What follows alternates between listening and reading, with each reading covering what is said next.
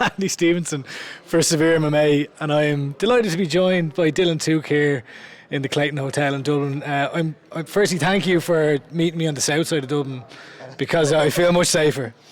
I don't know why this is a rougher spot than the north side. We're all friendly individuals over the north side. You south siders are mental. You're north side, I don't know. No. South sider. Yeah. I hope you don't judge me now. No, of course not. You've just got in, you just stepped off a flight. What's the mentality coming in here now? What's gone through your head? Bitter, very bitter. I hit the hotel and I was like, oh fuck, I should be fighting for the 100 grand, the world title. And fair enough, I'm fighting for me 6 and 6 and whatever to get back into that tournament next year. But I just feel like this should have been a crowning moment and I fucked it. So I'm just here to get it back. So I'll get it back on Friday. It's disappointment then. Like, do you still think about the fight or? Oh yeah, fucking right. I battered him for 8 minutes and then I think it's evident to see in the fight, in the footage, that there's clearly like an issue with either a gas tank issue, but it was a fueling issue, just a cutting issue. I cut out my carbs too early, and then I was 161 on fight day. I only got back up like 5 or 6 pounds. I just couldn't keep the weight on me. I get the carbs back into me because I cut them out so much. And I fucked it heavily for myself, which is annoying because I'm in this 15 years or something. I shouldn't be making them small mistakes. But I've got Pete from Condition Nutrition on board from Liverpool. Works with Liam Harrison and stuff like that. So he's been taking me on board for this camp, and I'm currently about 76 kilos. So I'm finally gonna make the cut properly at lightweight. So I was the same weight as well for the Conor Hughes fight. It's just because I got him down, I could rest and then prolonged grappling exchange, so I just didn't have that energy in the second one, or I couldn't manage it as well as I did in the first. But we'll see a proper lightweight now on Friday. Obviously, it's disappointment, but I guess how do you switch the mentality from, or not the mentality, how do you switch the focus from the loss and the disappointment to your next opponent? Oh no, I'm going to carry that in. I think it's good to carry that in because it'll make me bitter, and I'll almost have a chip on my shoulder. Kieran Reid, one of the black belt coaches in the gym, it's like some people perform better, he said, with a chip on their shoulder. I think I'm one of those people. When I have something that I feel like I have to prove, or something that I feel like I have to show, you know what I mean? I think that's when the best performance comes out of me. But I don't know, I don't think there's any point in me forgetting about the loss, because it's good to keep that. That's going to make me grow. And I think one of the things I'm so proud about myself is because Dylan at 20 years old, at 21 years old, would have shied away from the real reasoning for that. Like when I came out of the cage straight away, I had an excuse ready. I was like, he's too big, he was too strong, he weighed more than me. But I battered him for 8 minutes with the 20 pounds weight advantage, and it made no difference. So for me, it was just literally a little refuel fix, and I take that fight all day long. I don't think I'm being bad by saying that. I think if you rewatch the fight, it's extremely close. 1 or 2 little things in the third round, I take it. The only significant thing he done was knee me. You know what I mean? Other than that, it was trying to crotch sniff and just being a boring cunt. So it's 6 years since you last fought on Irish soil. Smiles on your face there. Yeah. Do you feel different coming back for this one? Yeah, I don't know. I don't remember what I felt like back then. I don't know. I think I was just such a little kid. I remember for the calcium one, because I was working a lot with Tuke Yelchich at the time. I remember just being kind of bitter for that as well, because I was like, I've got something to prove, and I obviously only got beaten by Else. I KO'd early, a year previous, took me hiatus and then came back. So I want to do that again, you know what I mean? I want to steal the show. That's all we keep saying, me and James. I want to steal the show because I feel insulted, you know what I mean? Being on a card with such nobodies and just such blow-ins, and they're all getting this attention, and I'm sitting there going, hold on a minute, we've fought in this arena 4 times already. We've got big ovations here, we've sold tickets, we've done all this. Apart from France, it's kind of who the fuck's on, and Tom Brady's, but who the fuck's here, you know, kind of thing. I don't know, it's a weird one for me. Is it I suppose additionally disappointing the fact that 3 arenas obviously in Dublin 1 where you're from, does that kind of sting a little bit? Yeah, D1's my home, you know what I mean? I am D1, and I know this whole thing about I think Nathan's, what's this thing, the fighting pride of the north side or something. That's me. I don't know where that's had to come from with him, but I am D1's finest, I am north side's finest, and I've been north side finest for about 10, 12 years. Ask about me, you know what I mean? I've like, 6, 7 years ago, 5 years ago, coming in here as a little babby, like, and people know me name, like, as that kid that was stealing the show, like, you know what I mean? So it's kind of like, I'm the pride of everything, you know what I mean? I just feel like, I feel heavily insulted on this one, but it's my own fault for losing, but yeah, look, fuck it, I'll get that back. When it comes to Dublin, like you talk about where you're from a lot, you talk about being from Dublin. What's that mean to you? I just love D1. I just kind of love saying it. I almost love. I seen a little cool. I think it was like one of those videos from one of the influencers on Instagram, and he was like, "What's up, mate? What's your name?" He's like, "Yeah, my name's Gary from D1." Yeah, you know what I mean? It's like you don't even need to put it in, but you put it in. I don't know, man. I just hold it prideful. I'm like, it's not because, especially now, like, the lads get such a bad rep. What, because we wear tracksuits and because we walk around the area and this. I know, don't get me wrong, I know there's scumbags everywhere, but just because I'm from a certain area doesn't label me a certain thing, like, you know what I mean? And I don't know, why would I shy away from it? Why would I not be proud of where they come from? Like, you know what I mean? D1 made me what I am and gave me some great life lessons, and there's great people around there. Like, you'll never meet a tight-knit community. Like, people are out for each other kind of thing. Like, it's I don't know, it's just one of those things I never wanted to shy away from it from. Like, you know, I obviously lived in Edinburgh with me nanny when I got built without a D1. And I always say, like, but that's why I just always say I'm from D1, because I don't like to, that's where I am from, you know what I mean? I don't want to feel like I'm insulting anyone by being like, oh, I don't want to be from there. I'm happy and proud to be from where I'm from. And it's done more for me positively than it has negatively, if that makes sense. Like, you know what I'm saying? You're wearing a beautiful matching trackie now, I must say. I saw your video earlier on Instagram. You had something to say about the lads wearing suits to tomorrow's press conference. Do you feel strongly about that? Yeah, what the fuck? No, another man tells you have to dress up and look nice, and you go off and you go and start buying suits and this, that and the other. Like, I don't understand if all the lads were sitting flush and all, but they're not. They're all brokies. Like, they can act like they're not, but I'm not saying this tracksuit, what I'm wearing is expensive, but like, got this out of fighting when you don't know, like, it's a press conference. Remember the days in the press conference when they used to have only one microphone, they used to pass it around to each other, and they'd all be wearing their jeans and their shorts and stuff, and I'm just like, it's just everything's a commodity now, like, you know what I mean? All of them are going to get up on their stage in their suits and try and sound the most like Conor, who can impersonate McGregor the best. And then everyone's just going to sit there being like, oh, this is embarrassing, and I'm just going to sit up there with a fat deal rolled in my ear just being like, what's up? I don't know, it's just it's a sense of fakeness, you know what I mean, that I'm just like, kind of like, I hate all that shit, like, so I used to be that 19-year-old, 18-year-old who used to do it as well, like, you know what I mean, I was like, cringe, you know what I'm saying? I don't know. I mean, like, I'm sure PFL would say, well, look, you know, we want to look professional, the suits make it look professional. You use the word sellout. Is it because you don't think it would be authentic for you to do that? No, I'm not wearing a suit, like, I wear a suit to weddings, funerals and court, you know what I'm saying, like, no, that sounds bad, but I'm going to wear what I'm going to wear. Like, stop trying to make this civil. This isn't civil. Like, this is two blokes going into a cage half naked trying to kill each other. Like, this isn't civil. Like, why are we trying to civilise it so much and make it like this is like for everybody and this is all inclusive and all? It's like, it's not. There's a rare percentage of the population that want to do this or that are stupid enough to do this. Like, Stephen Clancy is sitting across from me right now, and I've spent the whole flight and the whole time sitting in the airport coming from Edinburgh trying to lecture him into going into a trade school so he doesn't chase fighting forever. I'm not saying don't go professional, I'm just saying why the fuck would you want to? You're sitting here and you're looking at this and going, oh, they get this much money, mate, it's not as much as you think. I'm going to get taxed, I'm going to get this, I'm going to have to give me coach money. Now, luckily enough for me, I have James Doolan, he doesn't fucking rinse us because he's a legend, like, you know what I'm saying?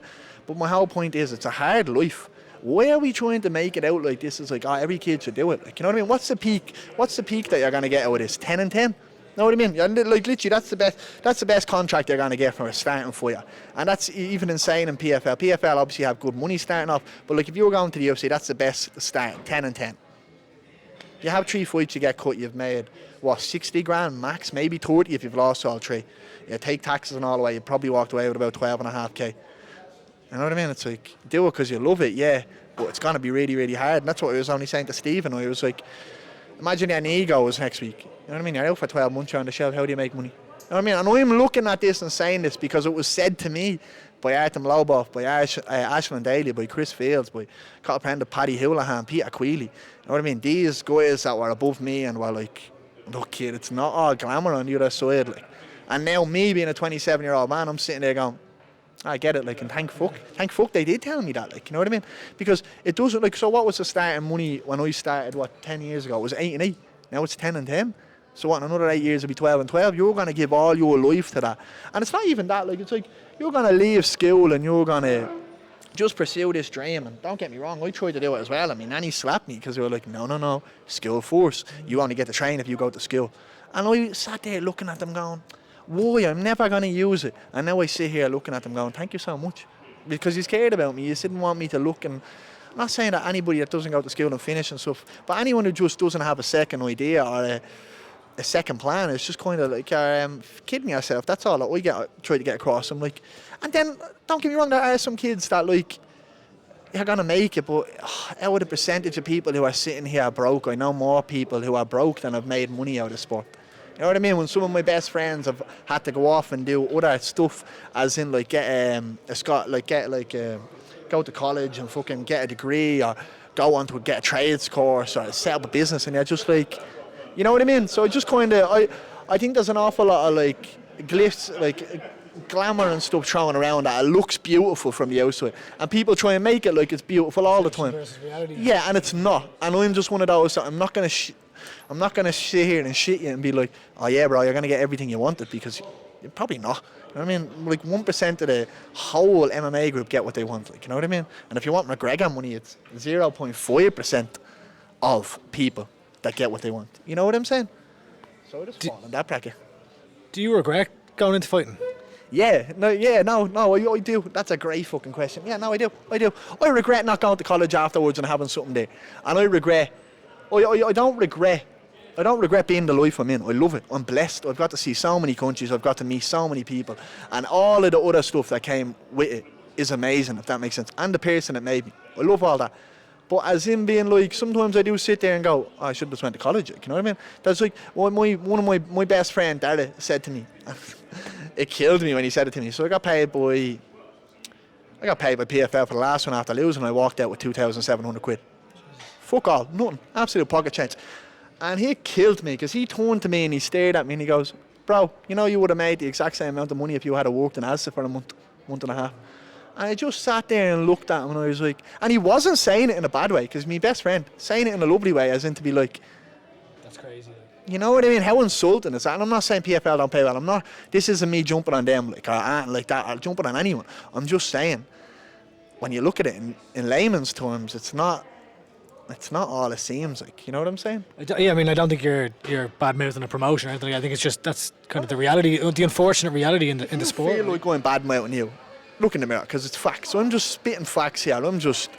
Anything I ever say is I speak from my heart. I wear my heart on my sleeve. Anyone who knows me knows that if you ask me an opinion, I'm going to give it to you, whether it hurts your feelings or whether it doesn't hurt your feelings. I know when I started that conversation with little Stephen today in the airport, I could see it in his eyes. He was like, oh, fuck. But I was like, I'm not letting up here, wee man, because it happened to me and I got it drilled into me, like, you know what I mean? There's more to life than fighting. And when you see, like my coach James openly tells kids no. Like, kids come down and they're like, oh, I want to train full time. I want to train. He's like, no. He's like, go back to school. He's like, come back when you're finished school. Like, he's like, finish school. So how do you rationalise that in your head? Like, I've seen you putting a post about James Doolin and saying, you know, I'm going to give you a world title. How do you rationalise the fact that you're sitting here saying, I regret fighting, I get paid not enough money, but yet you continue to do it? Because I'm all in now, like. It's all or nothing now, like, it's all or nothing, like, do or die, like, and when I'm out of here and it's 30 or 32 and I retire, or if I retire after this fight, or whenever I retire, I'm out, I'm done, I'm dusted, I go on to my new life. Nuke is dead, Dylan now takes over, like, you know what I mean? So I can separate both of them easily, because I'm like, this life is only a partial life. I'm going to die after this and he's going to fuck off, that mad cunt. I'm going to have new fresh teeth and I'm going to be a normal person. And maybe I go into a cafe or a restaurant business, or maybe I do something else with me world title and all my money. All of that is just to build the next life, like, if that makes sense. You know what I mean? You know what I'm saying? Like, unless you go, like, even then, you go over to the $1 million tournament and you win that, you're only going to break even with 500, 600 grand. After it's converted, taxed, and then re-taxed again in your new country. It's not, like, I'm not saying that 500 grand wouldn't do you for a lifetime. But it probably wouldn't, like, you know what I mean? You wouldn't, if you want to ball out and you want to buy a house and buy a car, set up a mortgage, you need 20 grand. You know what I'm saying? So it's just little things like that. Like, I don't regret it. I just look back with hindsight, because hindsight's a great thing, and go, I probably could have been in a better position money-wise, but I don't regret the life I'm in. I just look at it and go, I could, like, you know what I'm saying? Like, it's just kind of like a realisation of, like, it's not what, I'm not unhappy with my life. I love it. I'm fucking balling. I love my life. But I just, for younger people coming up, I'm like, if they're looking at me and they're like, or even looking at fighters as role models, I'm like, you're fucking idiots. Like, you know what I mean? We're not role models. I'm fucked. I'm a weird bloke. You know what I mean? I'm a strange cat. I come from a rough background. The only reason I'm in fighting is probably because of everything I've seen growing up. Like, if I had lived with me nannies forever, from day one to day nil or whatever, I would have been a barrister or something. Like, you know what I mean? What is around you creates the fighter in you, and then you just take your path with there. And fuck it, look, I'm happy where I am. I'm speaking like this because I have a 16, 17-year-old kid sitting over there who's looking around, and he's in that fanboy and boys going, this is amazing. And I'm like, yeah, it looks fucking amazing, but it's not. You know what I mean? It's not. Like, it is and it isn't. Like, you know what I mean? I don't mean to sound so negative, because I'm not meaning to be negative. I'm just trying to be truthful. Like, you know what I mean? Yeah, no, look, as always, I appreciate the honesty. I think you're one of the most honest fighters out there, you know, whether people like it or lump it. When you mentioned there that you're happy, and it's great to hear that. I was chatting with PT yesterday, and we were kind of talking about, like, I heard whether you wanted to see if it was real or not. Well, no, but like, it kind of beams off you these days that, like, you genuinely seem to be happy. You seem to have kind of changed things in your life. What do you like? Is that Scotland Duck? Why are you happier now? I don't understand how negative it was before I bounced, and then, like, the gym environment was fucking horrible. Like, and when Ash and all left, and Paddy left, and then Chris was gone, and I felt like all my brothers were leaving. Like, Peter was going down to Nice, Artem was off all the time, you know, doing his own thing, and then it just wasn't the team that I was in love with, and then I was getting blamed on shit like bullying shit, like, because I was going hard and sparring, and I'm like standing there with Lukey Elchich looking at them being like, we're fully grown men, like, how is this such an issue? And then that just turned me off. Then how the Sadiq fight came, and John never came over, and I just was so bitter with all that, and then that just carried, and I just almost felt like I had a big dark cloud over my head. And then I was like sitting down in COVID and looking at all these shit guys passing me by and getting wins, and I'm like, me hand on my head, and I'm like, and I just carried that with me, and I just, instead of eventually just going like, get off me, like, you know what I mean, and making something to happen, I was just sitting there in that little dark cloud.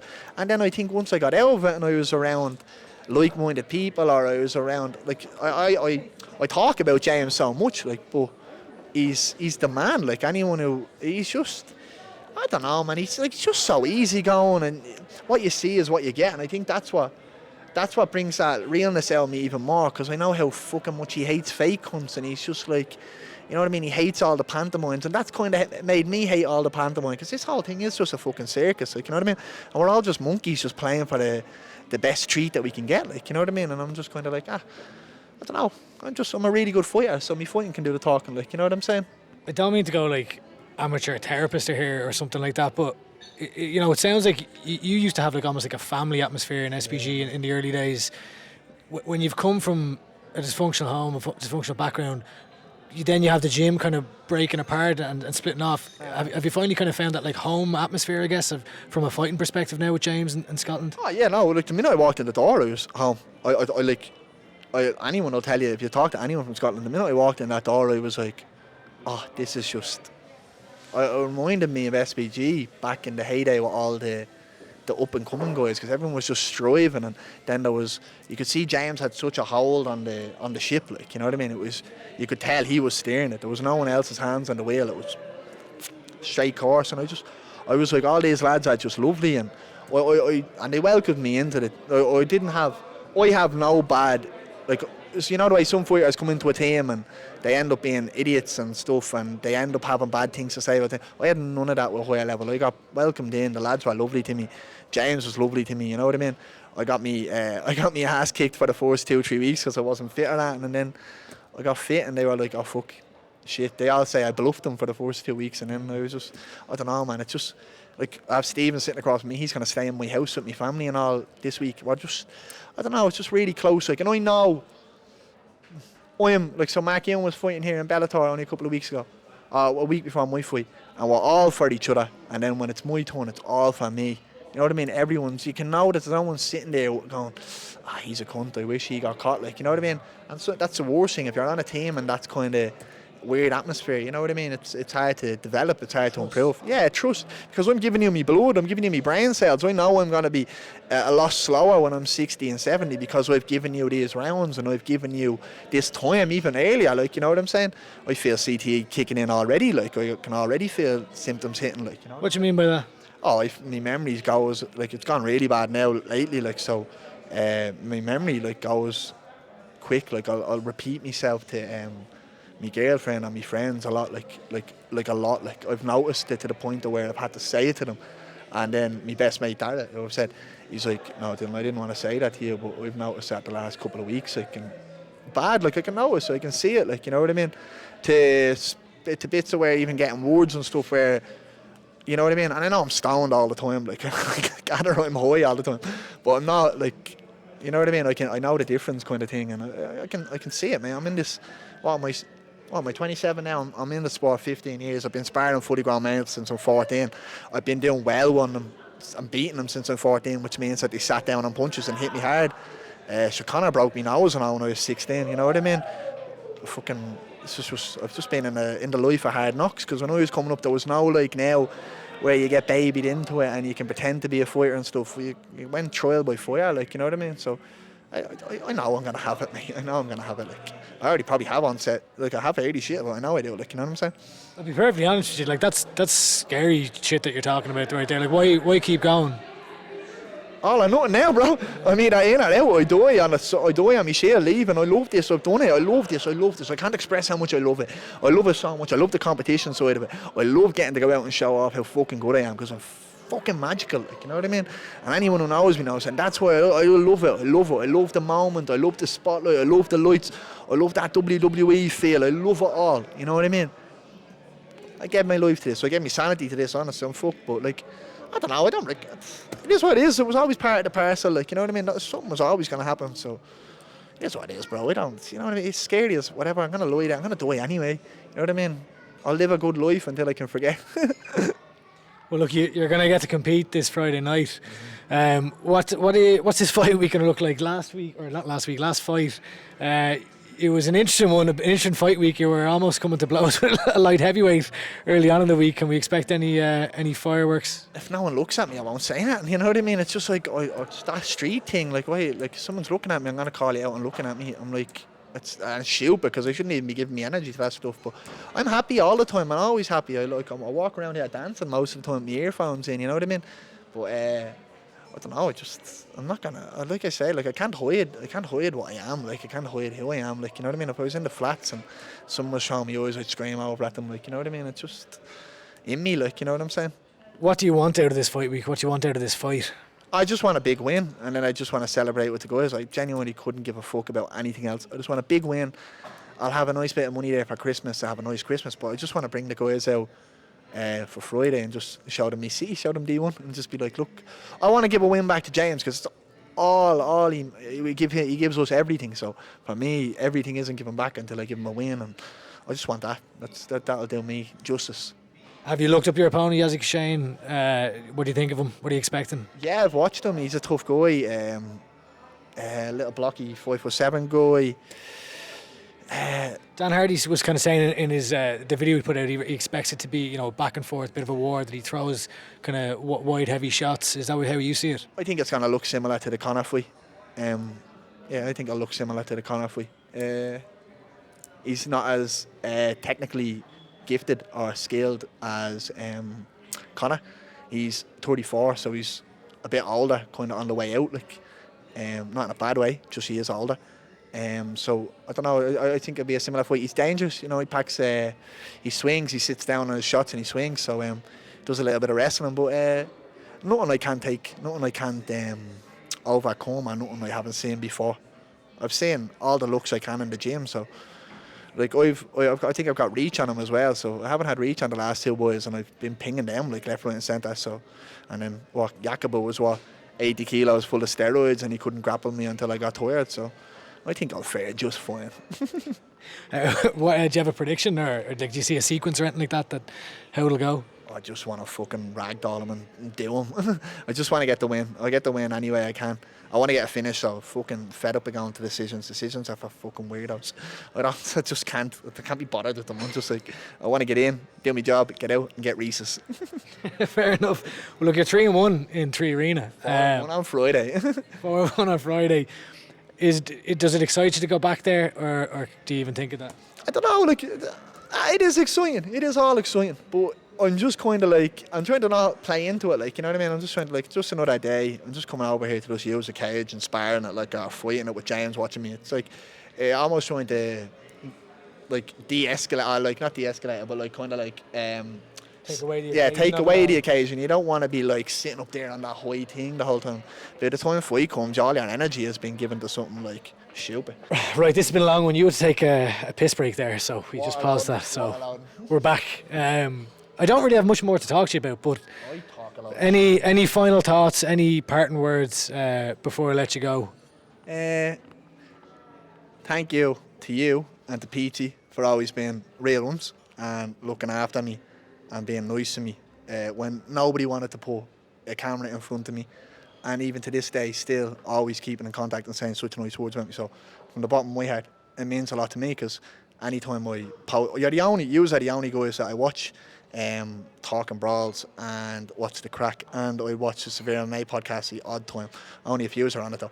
And I just appreciate all the time he's given me and stuff. And like I always say, just a little D1 boy. I like to call myself a scumbag. My nanny gives out to me for it. You know what I mean? But I appreciate it. So.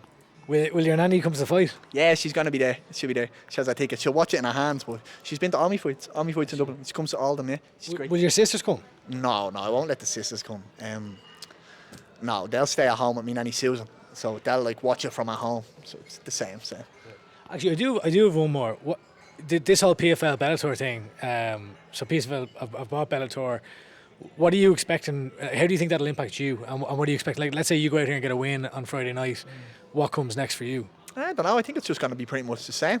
I kind of haven't paid much attention to it, because it seems like it's a qualifier, right? It's to get into. Mine's a qualifier, but I haven't really paid much attention to the merger, because I'm assuming they're just going to kind of like sort it out as they're going, if that makes sense. You know what I mean? I say they don't even know what they're going to do with it yet, apart from the champion versus champions at the world stage. And then maybe they'll make I don't know, maybe they'll make the Bellator shows that they were doing over here and one Bellator Europe and PFL Europe. I don't know, but I don't give a fuck. Like, you know what I mean? Bellator just means more people to come in and fight. Like, and I'll fight anyone. Like, you know what I'm saying? Last one, actually. How do you see the Irish championship fights going? So let's say Francis fight first. I think Malambo wins by a heavy stiffen up KO. I think he's been very, very. He's been fortunate in a lot of his in the last two fights. They were close decisions, like, you know what I mean. But I think it's because he's like, Franz is rusty, like, and you can see it in him that Franz is one of those that you used to be boxing at a high level, so he'd be out every weekend. So that activity is good for him. So you'll see the best out of him on Friday. And he seems like I know. I'm not saying he seems like. Franz one of those when the lights are on brighter, he performs better, like, you know what I mean. I think he'll have a lot to prove there in Dublin, because I think he's flatlined a good few people in the Tree Arena. So it'd be good to see him flatline another. You've obviously fought Kazuba. I don't think you've ever trained with John or anything like that, have you? But how do you see that one going? I think John will take it. I think he's more well-rounded. Kazuba is just full of juice and strong. Like, it's literally, there's nothing special about his game. Whereas John is very well-rounded. It'd be nice to see the boys both take home gold. I wish I could have smashed John's face in for the belt, but there's always next year. Any other thoughts on any other fights in the card, or anything like that? Any predictions? I'm now rooting for Jakub, the Slovenian boy. I know him through Luke Jelcic, so I hope he wins as well. He's a great guy. Other than that, I don't really give a fuck. Don't care about it. Right, well, look, I appreciate the time as always, and appreciate the kind words. Thank you. Sweaty Go hands. For one of those. They are sweaty hands. And I hope you look.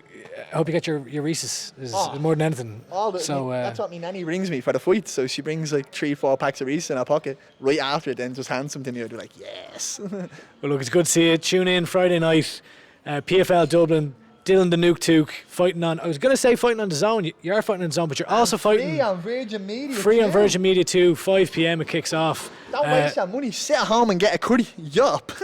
There you go. Parting words. Tune in.